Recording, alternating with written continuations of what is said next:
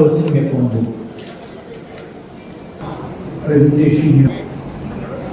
There is self-explanatory.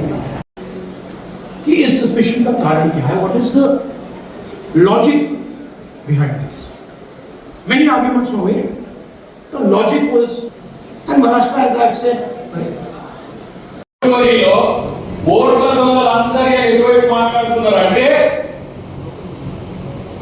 మీ కాడ కూడా పోటీ చేసిండ్రు, మీరెట్లా గెలిచిండ్రు అంటున్నారు.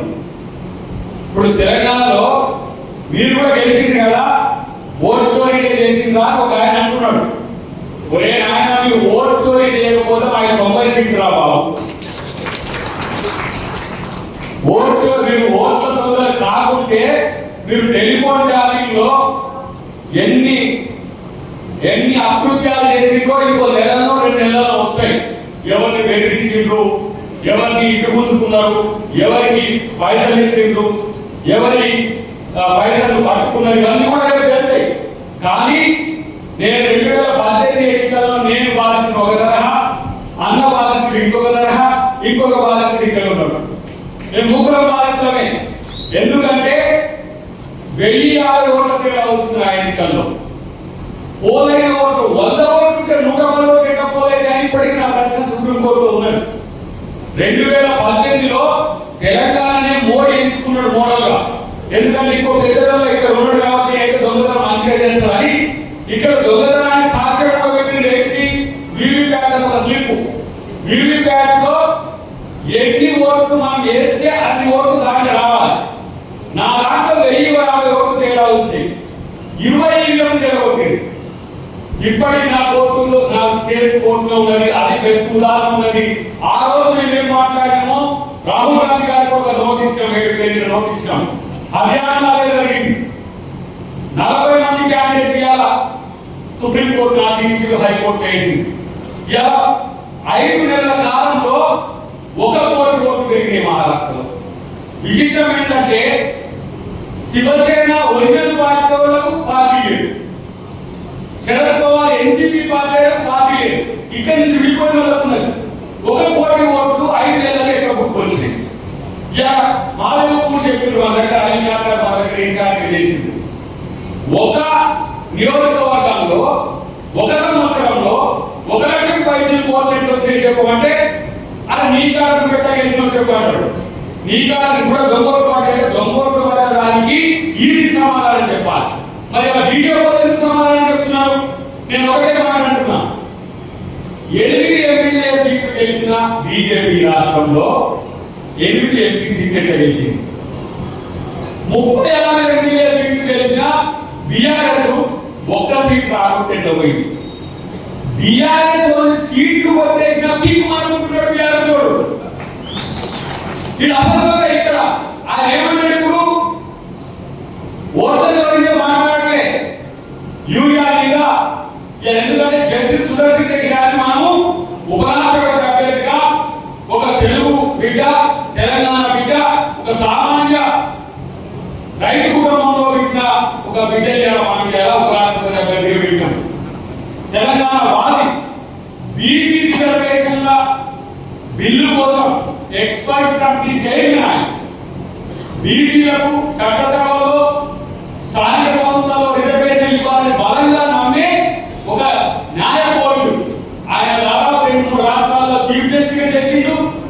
మనకు సుప్రీంకోర్టు జస్టిస్ గా కూడా చేసిండు.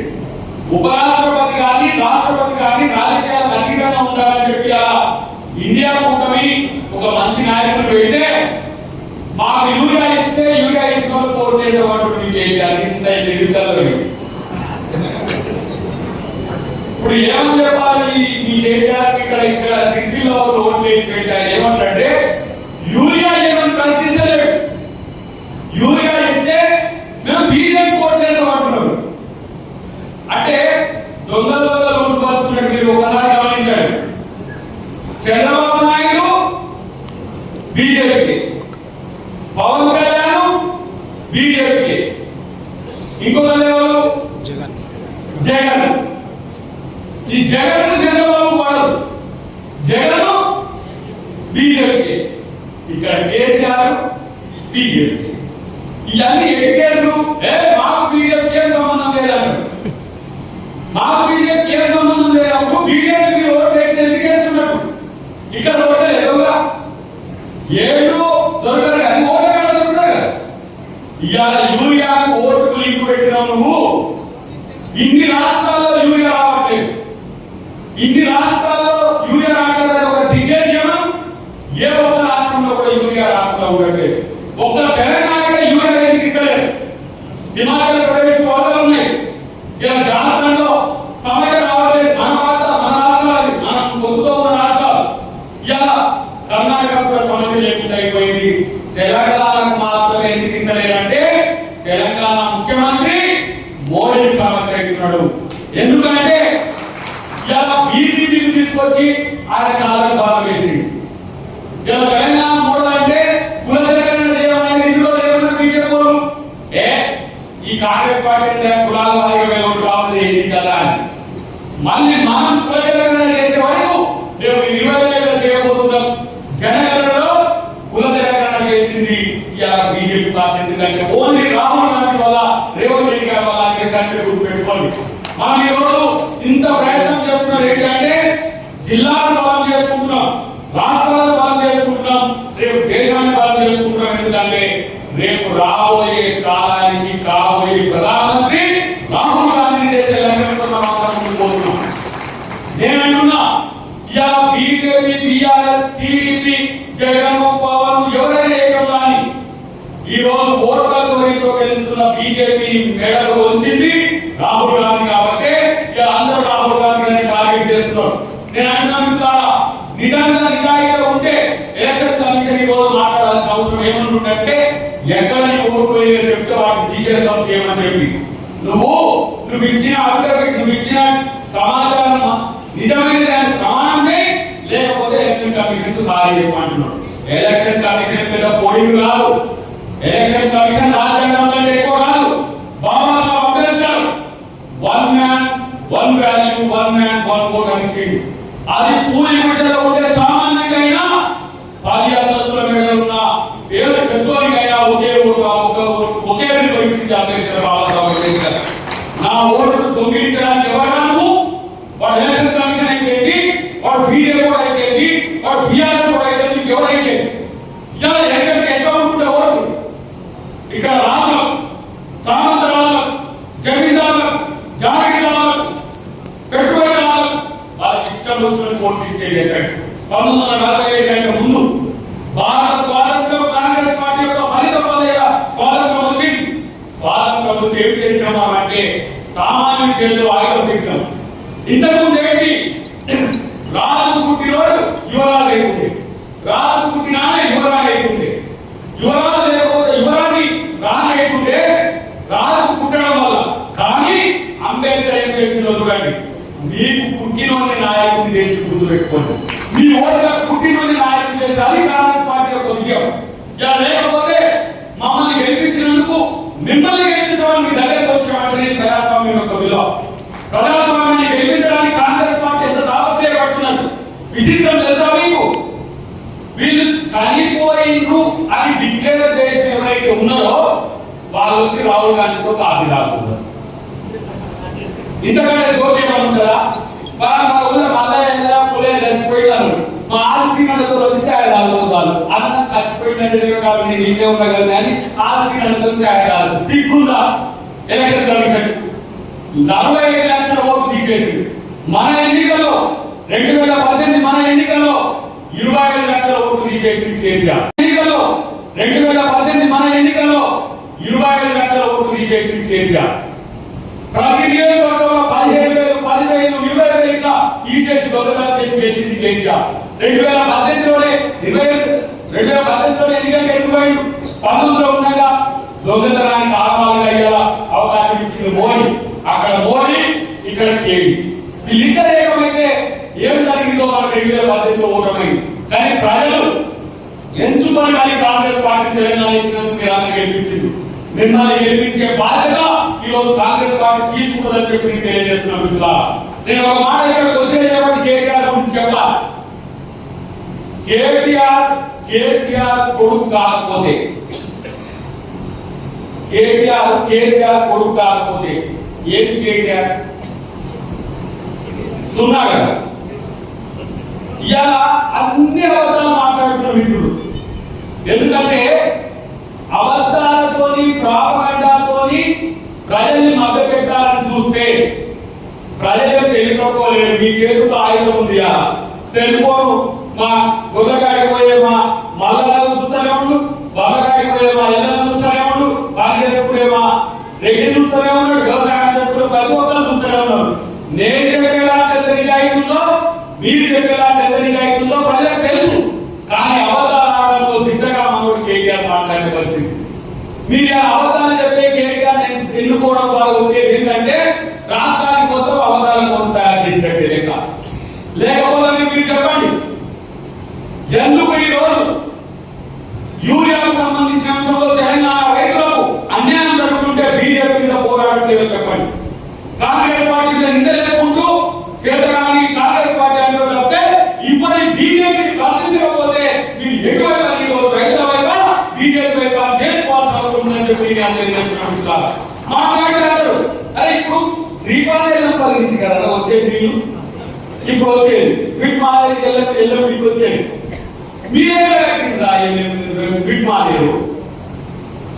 ఇవాళ నేను అంటున్నా, శ్రీపాద ఎల్లంపల్లి శ్రీపాదరావు గారి పేరు మీద కాంగ్రెస్ ప్రభుత్వం 20 టీఎంసీ ఒక ప్రాజెక్ట్ కడితే ఇప్పటికీ ఇరుసు అదే.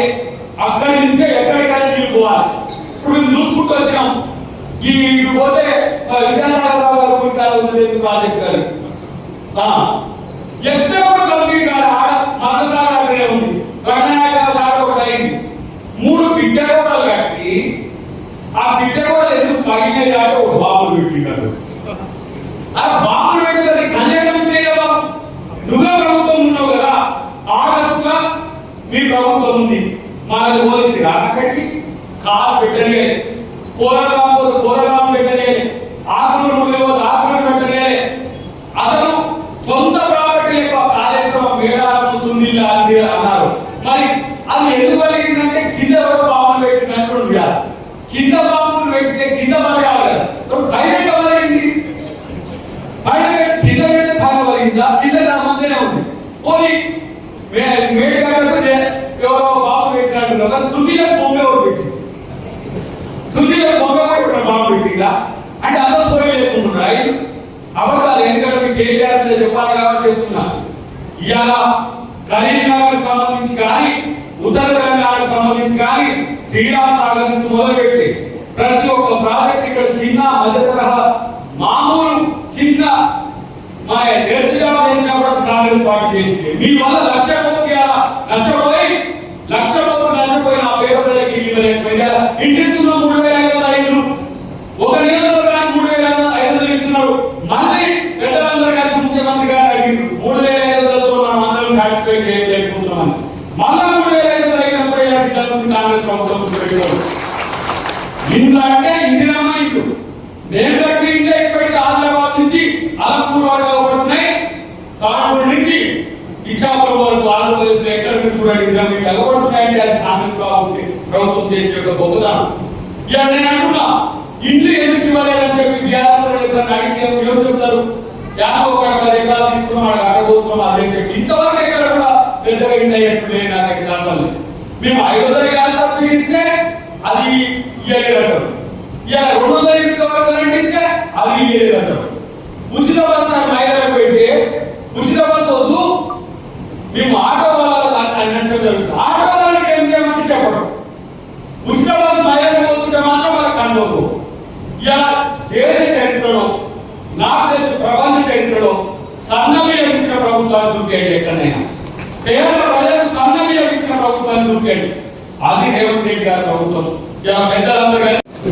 రాజన్న సిరిసిల్ల జిల్లా కాంగ్రెస్ పార్టీ విస్తృత సమావేశాన్ని ఈరోజు సిరిసిల్ల జిల్లా కేంద్రంలో ఏర్పాటు చేయడం జరిగింది.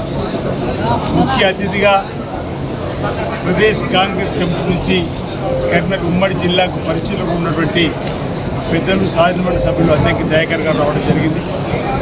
కాంగ్రెస్ పార్టీ పటిష్టత, రాబో ఎన్నికల్లో కాంగ్రెస్ పార్టీ విజయం, కాంగ్రెస్ పార్టీ సంస్థాగత బలోపేతంగా పదవులను గతంలో ఎవరెవరైతే అర్హత ప్రకారం కావాలనుకున్న వారి యొక్క వివరాలను సేకరించేటువంటి కార్యక్రమాన్ని ఈ సభ ద్వారా తీసుకునే కార్యక్రమం చేస్తున్నాం. ఇప్పటికే గ్రామాల నుండి గ్రామాధ్యక్షుడిగా, మండలాధ్యక్షుడిగా, జిల్లా అధ్యక్షుడిగా, బ్లాక్ కాంగ్రెస్ అధ్యక్షుడిగా సేవలు అందించడానికి ముందుకు వచ్చేటువంటి జాబితాను మరి పరిశీలించి అందులో అనుభవజ్ఞులైన వారికి పదవులు ఇస్తూ ఆ కార్యవర్గంలో కూడా ఇతరత్ర పదవులు కావాలని వారికి అందరికీ ఇవ్వాలని చెప్పి ఒక నిర్ణయం తీసుకునే క్రమంలో రాజన్న సిరిసిల్ల జిల్లా నుంచి సుమారు 1700 పైచులకు దరఖాస్తులను గ్రామ స్థాయి నుంచి, వార్డు స్థాయి నుంచి పెట్టుకున్నటువంటి సందర్భంలో వాటిపైన చర్చించడానికి వారు రావడం జరిగిన సందర్భం చెప్తున్నారు. రాజన్న సిరిసిల్ల జిల్లాలో కాంగ్రెస్ పార్టీ ప్రభుత్వం చేపట్టినటువంటి సంక్షేమ కార్యక్రమాన్ని ప్రజలందరికీ చేరవేసేలా ప్రతి ఒక్క కార్యకర్త, నాయకుడు క్రమశిక్షణ కలిగినటువంటి సైనికుల్లా పనిచేయాలని ఈ సభ ద్వారా వారిని సమాయత్తం చేసేటువంటి కార్యక్రమాన్ని కూడా తీసుకొని రేవంత్ రెడ్డి గారు సర్కారు చేస్తున్నటువంటి ప్రజా సంక్షేమం ఓవైపు, ప్రాంత అభివృద్ధి ఓవైపు, తెలంగాణ ప్రజల గుండెల్లోకి ఇందిరమ్మ ప్రభుత్వంగా, ప్రజా ప్రభుత్వంగా రేవంత్ రెడ్డి గారు సర్కారు వెళుతున్న క్రమంలో ఇక మాకు నూకలు చెల్లవని తెలంగాణలో భావిస్తూ ఓవైపు కేటీఆర్, మరోవైపు హరీష్, ఈరోజు టీఆర్ఎస్ వైపున బీజేపీ నుండి కూడా రామచంద్రరావు గారు, కిషన్ రెడ్డి గారు లాంటి వాళ్ళు కృత్రిమంగా యూరియా కొరతను సృష్టిస్తూ ఈరోజు ప్రజల నుంచి కాంగ్రెస్ పార్టీ వేరు చేయాలని చూస్తున్నా ప్రజలు ఈరోజు ఇంత చక్కటి సంక్షేమాన్ని అందిస్తున్నటువంటి ఈ ప్రభుత్వాన్ని మీకు కాపాడుకుంటున్నటువంటి రైతులు ముందుకు పోతున్నప్పుడు ఈరోజు ఈ సమావేశం ద్వారా క్యాడర్ను సమాయత్తపరిచే సందర్భం. నేను ఈ సభ ద్వారా ఈ యూరియాకు సంబంధించిన అంశంలో కేటీఆర్ గారు మాట్లాడుతున్న మాటల్లో సబబెంతుందనే మాట. కేటీఆర్ గారు మీరు నిన్నటి రోజు మాట్లాడిన మాటలు ఈ రాష్ట్ర ప్రభుత్వం పైన కాదు, మీరు మాట్లాడాల్సి ఉంది భారతీయ జనతా పార్టీ ప్రభుత్వం పైన. 9,80,000 మెట్రిక్ టన్నులు ఈ ఖరీఫ్ సీజన్కు కేంద్ర ప్రభుత్వం ఇవ్వాల్సి ఉంటే ఇప్పటి వరకు ఇచ్చింది కేవలం 5 లక్షల పైచిలకు మెట్రిక్ టన్నులు ఇస్తే ఇంకా 2 లక్షల మెట్రిక్ టన్నులు ఈ ఆగస్టు 26కి ఇవ్వాల్సి ఉంటే ఇవ్వకపోతే మీరు కేంద్రాన్ని అడగాల్సి పోయి ఈ రాష్ట్ర ప్రభుత్వ పనితీరు తప్పుకునే విధంగా యూరియాను కూడా రాజకీయంగా మలుచుకునే ప్రయత్నం, కాళేశ్వరం అడ్డు పెట్టుకొని బురద రాజకీయం చేస్తున్నారు. ఈరోజు దీన్ని అడ్డు పెట్టుకొని రైతుల ద్వారా రాజకీయం చేయడం సబబు కాదు. ఈరోజు 9,80,000 అలొకేటెడ్ ఈరోజు మన రాష్ట్రానికి ఉంటే బీజేపీ అధ్యక్షుడు రామచంద్రరావు 12 లక్షలు ఇచ్చిన 20 రోజుల క్రితం అంటాడు. అసలు మీకు అంకెలు గారడి చేస్తున్నారు తప్ప లెక్క కూడా పక్కకి తెలియని మీరా ఈరోజు మా గురించి మాట్లాడదు. యూరియా తెలంగాణలో సకాలంలో రైతులకు అందించాలనేటువంటి సంకల్పంతో గౌరవ ముఖ్యమంత్రి రేవంత్ రెడ్డి గారి నాయకత్వంలో తుమ్మల నాగేశ్వరరావు వ్యవసాయ శాఖ మంత్రులు పలు దఫాలుగా లేఖలు కేంద్రం రాసిన, స్వయంగా కలిసి వచ్చిన కేంద్రం కావాలనే చేస్తున్నటువంటి సందర్భాన్ని మా ఎంపీలు లోక్సభలో ఆందోళన చేస్తే ప్రియాంక గాంధీ గారు వచ్చి మద్దతు చెప్పింది. యూరియా వెంటనే తెలంగాణకి ఉన్నారు. మీ 8 మంది బీజేపీ ఎంపీలు ఎటువైపు ఉంటున్నారు? ఆ ప్రశ్న కేటీఆర్ ఎందుకు అడుగుతున్నారు ఉంటుంది. కేటీఆర్ గారు మీరు 10 ఏళ్ళు మంత్రిగా ఉన్నారు, 10 ఏళ్ళు ప్రభుత్వం ఉన్నారు. మీ 10 ఏళ్ల ప్రభుత్వంలో మీ బీఆర్ఎస్ గవర్నమెంట్ ఉన్నప్పుడు ఈ రాష్ట్రంలో యూరియా తయారైందా? ఢిల్లీ కేంద్ర ప్రభుత్వం పంపించింది, మనం పంపిణీ చేసినాం. ఈరోజు ఢిల్లీ నుంచి పంపిణీ చేయాల్సినటువంటి రాకపోతే మీరు అడగవలసింది భారతీయ జనతా పార్టీ. ఎందుకు మీరు నరేంద్ర మోడీ మాట్లాడడానికి భయపడుతున్నారు అనుకున్నారు? బీసీబీలు ఎప్పుడు మాట్లాడరు, రైతులకు అన్యాయం జరుగుతుంది, యూరియా సకాలం చెల్లిస్తున్న బీజేపీ అని మాట్లాడరు.